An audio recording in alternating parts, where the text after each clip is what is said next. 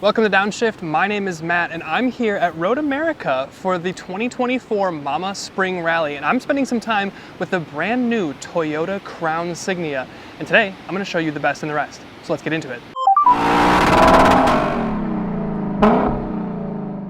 Now before we dive into the pros and cons, let's cover what this thing is. Now last year, Toyota brought back the Crown to North America. It's the first time that it's been back in decades, and it kind of replaced the Avalon as their full-size sedan, but with a more upscale and higher riding feel. And the Crown Signia kind of does a similar thing to the Venza. You can still buy a Venza for this year, but as of next year, this will kind of slot in and take its place a bit. It is a very upscale feeling interior. It's kind of wagonish slash SUV-ish. It does slot above the RAV4, which is kind of where the Venza was, but barely, and this is below the Highlander, but it's kind of off to one side in a way, and there's a lot of interesting things to talk about, so let's get into it. And right off the bat, the first con isn't so much of a con, at least to me personally, but we'll cover it in the interest of being thorough, and it's the fact that you just have limited options. You're not gonna get a normal gas engine, you're not gonna get a plug-in hybrid engine, and you're not gonna get the 2.4 hybrid max powertrain under here. It's just going to be the normal hybrid. And in terms of trims, there's only going to be 2 trims available, kind of similar to the Crown sedan that we tested. But the fact is, this is the engine and powertrain that I would get anyway, and they give you some of the highest trims, so you get all the luxuries and all the kit, and that's pretty much exactly what I would have done anyway. So they've just done away with some of the other choices because some people, like myself, can get overwhelmed with choice. So maybe this makes sense, but in the interest of being thorough, we cover it anyway. And then in the interest of being thorough, like we said, there's just a couple little quirks that I think are maybe a little bit off that maybe we mentioned. First of all is that you don't get a head-up display. It's not really a huge deal. I don't really expect it from something like this, but I guess they're kind of synonymous with modern cars, at least to see your adaptive cruise and stuff like that. So no head-up display on the Crown Signia. Also, your power icon and your volume scroller doesn't stay upright, so just a little bit annoying. Now this is a pre-production car, so maybe that changes, but as of now, it doesn't stay completely upright. And I'm looking around for the camera button to show the egg view because I thought it had it, but I actually don't see it anywhere. So maybe Toyota got rid of the egg view. And your rear seats, while they are spacious and comfortable, and you have climate vents, you don't have a dedicated third zone back here. I guess a little nitpick. And then, when it comes to your pano roof, you have one, and it is very nice, but it's not the electrochromic, crazy frosting effect that you got in the Venza. But to be honest, it's not really that common, so I guess it gets a pass. And then when we start to talk about price, the old Venza started about $35,000. And this Crown Signia is a significant, I would say, move forward, but that's gonna come with a cost. And that cost is gonna be $43,590 to start for your XLE grade and $47,990, so almost $48,000 for your limited trim to start. Both of those are without destination, so kind of pricey, but probably worth it from what I'm seeing. But then switching gears and talking about all the best things about this car, we're back under the hood. And like I mentioned before, it is normal hybrid only. So it's the same 2.5 liter naturally aspirated 4-cylinder that we're kind of familiar with seeing. 2 motors, 240 horsepower, and 38 combined MPG. You aren't gonna get that 2.4 turbo hybrid max, but personally, I'm fine with that because I think that the extra power doesn't really make it feel sports car, so then you're just chewing into fuel economy. And this is still significantly more powerful than the Venza it replaces, and more efficient. And one of the things we're starting to see in the more luxury tier and segments is all-wheel drive as standard, but you get all-wheel drive standard here even on your Toyota Crown Signia. It is all-wheel drive, so there's no mechanical linkage from the front to the back. It's just an electric motor on that back axle that kicks in and provides power when needed in traction situations and, you know, aggressive acceleration situations, but you love to see all-wheel drive as standard, especially here in Wisconsin. So nice job, Toyota. And then we'll talk styling, and how could we not? Now up front, you have a very familiar hammerhead style face, and I do like this kind of integrated grille type thing, which is body colored. It does feel very Lexus, and then the running lights feel a little bit Prius to me, and otherwise Crown. It does look very good. You've got projectors there, runners up there that then kind of swoop into the upper portion. I think it looks cool. It looks very sleek. It looks expensive. Black splitter down beneath, because of course, this is sporty oriented. Now there's 5 different colors you can get, but I have to say with this red, I think it's like race red or something, I think they're coming for you, Mazda.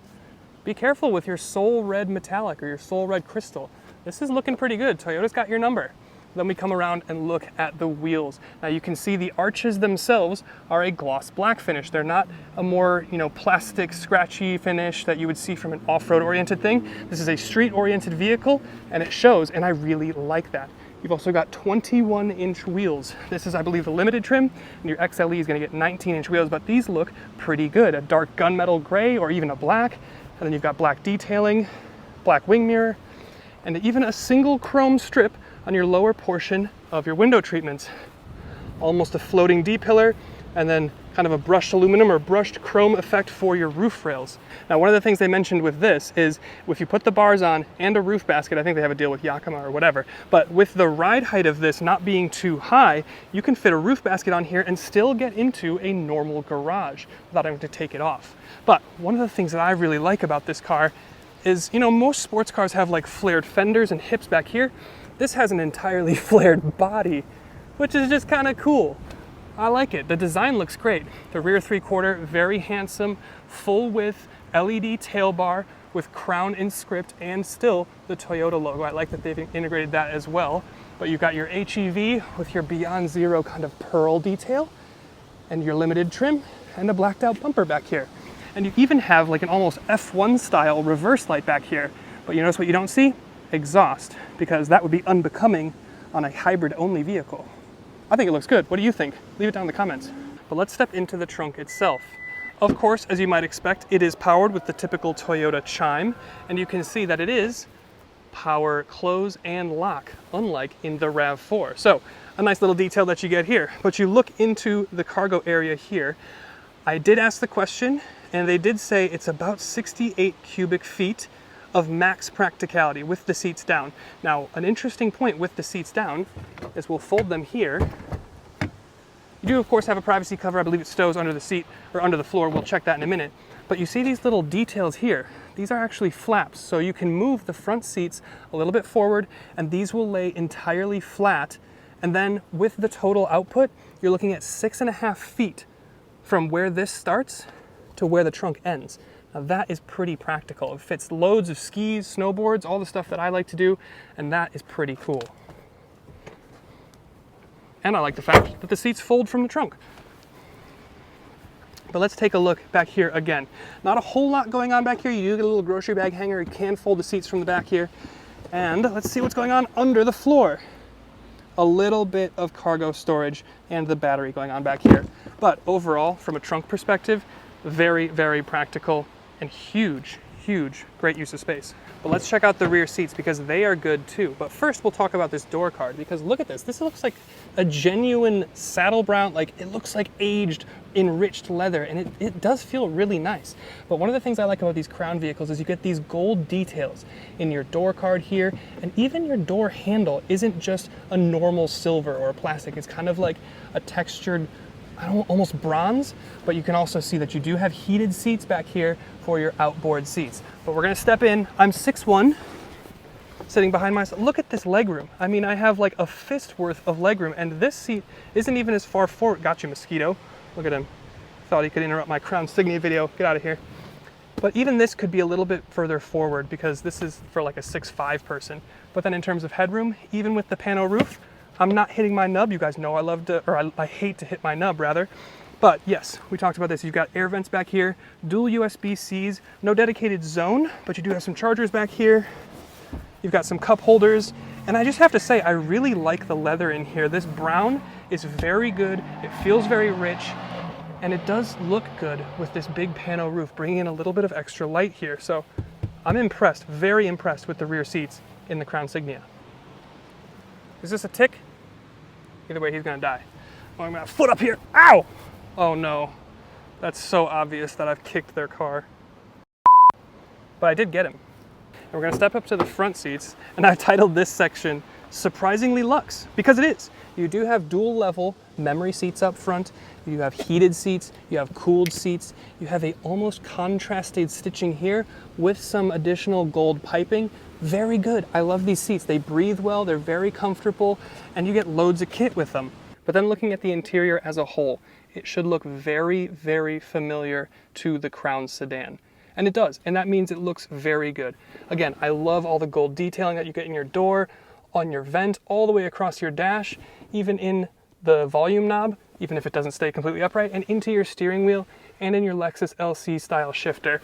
I mean, the detail work is really good. The leather here is very good, and this being the Limited, you're also going to get this interior almost identically in the XLE grade. So you're getting a lot of really nice stuff, almost as standard. And the last major category we're going to talk about is technology, because it's going to feel familiar, but that means it's pretty good. We talked about the fact you don't get a head-up display. It's okay, I'm over it. You get a fully digital instrument cluster, which shows you a bunch of stuff. Of course, it changes a little bit for your drive modes, you get cool animations and all that fun stuff. But then your adaptive cruise and your Toyota safety sense, I believe it's 3.0, standard, very good system. I like this quite a bit. But then moving on to this, your main event, 12.3-inch infotainment system, wireless Apple CarPlay, Android Auto, dual Bluetooth connection, over-the-air updates, so it's always updated. Then you come up here, digital rear view mirror. Very good, nice and handy, especially if you've got a bunch of stuff packed up back here, you can see past it. Really, really nice. You've also got a vertical wireless charger. I like this. This just feels a little bit more natural to plop my phone in. It works pretty well, and it doesn't take up as much space in your center console, so you have a little bit more space for removable and changeable cup holders. So if you've got a bigger bottle, that'll accommodate that. And it just makes sense. It's nice. I like it. It's very thoughtful. Of course, we'll grab the shifter, throw it into reverse, and we've got 360 camera. And they do work really well. The resolution's good, and it makes a little humming sound because it's a hybrid, but it's nice. I love the 360 cameras back here. You do get EV mode, which we've talked about in a number of videos. It's not a fully dedicated EV. This isn't a plug-in hybrid, but you do get a little bit of fully electric driving at lower speeds around town. And I think that's kind of nice. It'll also automatically put itself into this and just drive you on EV, depending on battery conditions and your driving inputs and all that sort of stuff. But again, your eyeball watcher with your driver assist controls, very good. I do like the tech suite here. It makes a lot of sense. And to top it all off, you got 11 speaker JBL audio, which sounds pretty good too. And I think at that point, it's time to strap the camera on and go for a bit of a drive. All right, sport mode in the Crown Signia. Oh. Okay, Torque. I see you, Torque. Uh-huh. So, one of the things they were telling me before I set off to do this video, I don't have a huge amount of time with these cars for this event, so hopefully we'll get another chance to have a full week with this thing to really dive into the weeds. But one of the things they were telling me is this is definitely an on-road focused vehicle. This is not supposed to be off-roady. It's kind of somewhere between a wagon and SUV, that sort of thing. And to me, I kind of like that. I like that it's honest about what it is, that it's honest about what its mission is and how it's going to be used. Ooh, we overwhelmed traction. Interesting. Uh-huh. So it's not like sports car fast, but it's not slow. It's definitely going to get out of its own way. It's going to merge on the highway perfectly easily. It makes a little bit of noise to give you some of that. Okay, now I'm going to send it back into normal mode and just see what it's like cruising here. Because again, these are kind of raw first impressions. First thing I notice is the steering kind of lightens up a bit. I think that's fine. In sport, I think it feels really good. It feels substantial. It weights up a little bit. And even in normal here, if I want to just sit back and then let the cruise take over and do its thing, I can do that. And then it'll be a really nice driving experience. There's a tiny bit of wind noise, but it's super windy today, so I don't think I'll really fault the car for that. Like, there was literally a tornado last night. We had to like hunker down in the hotel. So there's a little caveat there, but here, the visibility is good, skinny A-pillars. I can totally see out the back, and I've got my digital rearview mirror if I want. The ride, very comfortable, supple. It's not too stiff, but it's not wallowy either.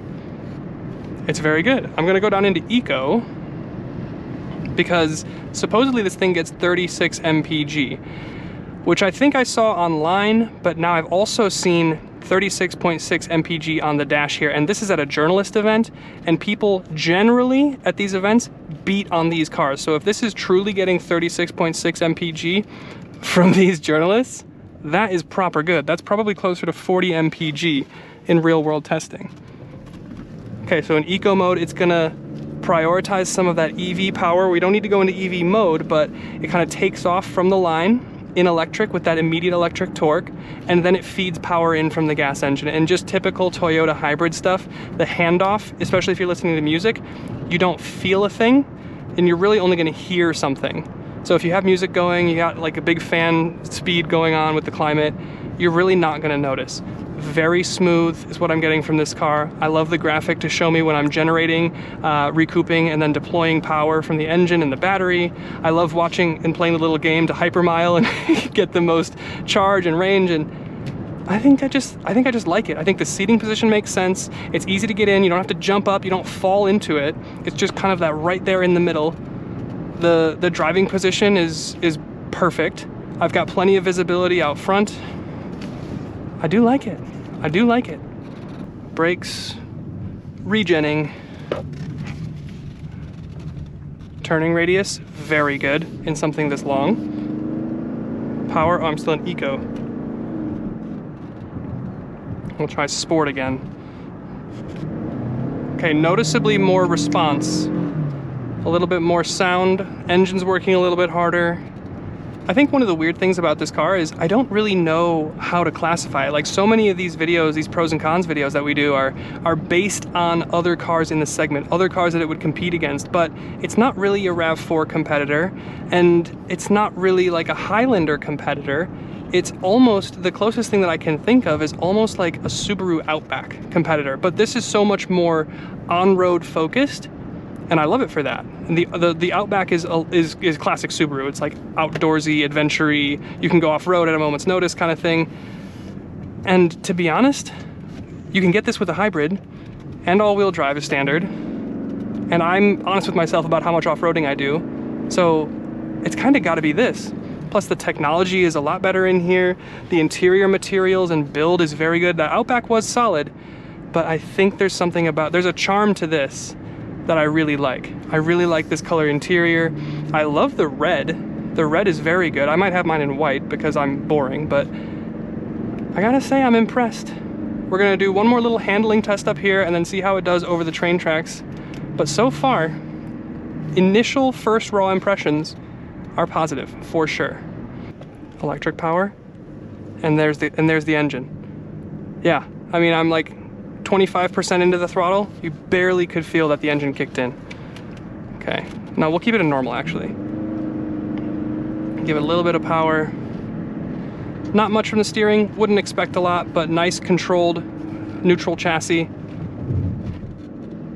That's pretty good. That's very close to how the GV80 just went over those tracks. Just a little bit of bloop bloop, and then one little thunk. And the GV80 is like genuine luxury car, so good ride, good suspension. I like it. I like it. So stay tuned. Hopefully we get to spend a little bit more time with this thing later in the year, but as of now, very positive. Good job, Crown Signia. Thanks to Road America for letting us come here and do our testing. Thank you to Mama for inviting me yet again to their 2024 Spring Rally. And thank you to Toyota for letting me have a go in your Crown Signia. And we'll see you in the next one. Bye.